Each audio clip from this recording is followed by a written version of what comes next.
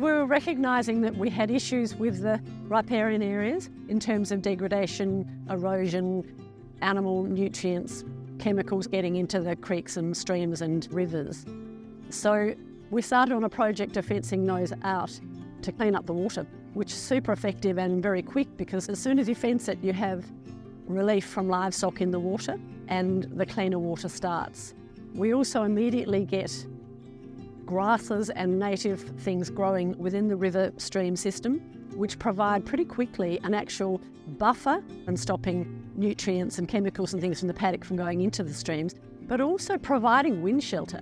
So you'll see the sheep sheltering in behind the fence. So that's some of the really quick benefits we've seen with that. Bringing vegetation back in these areas just provide enormous benefits to farms in terms of water quality, erosion control, livestock welfare, shade and shelter, but also biodiversity benefits. Dispersion corridors for a lot of native species, the habitat for birds and insects that can in turn provide benefits for the farms in terms of pollination, in terms of pest control. My advice, number one, would be to protect what you already have in place. So fence off your streams, fence off areas of native vegetation that you have left, and you might see some natural regeneration occurring. But then if you do reach a point where restoration and plantings is necessary and you're not sure where to start, then there's lots of resources out there. You can seek help from the NRMs, from Private Forest Tasmania, from land care groups.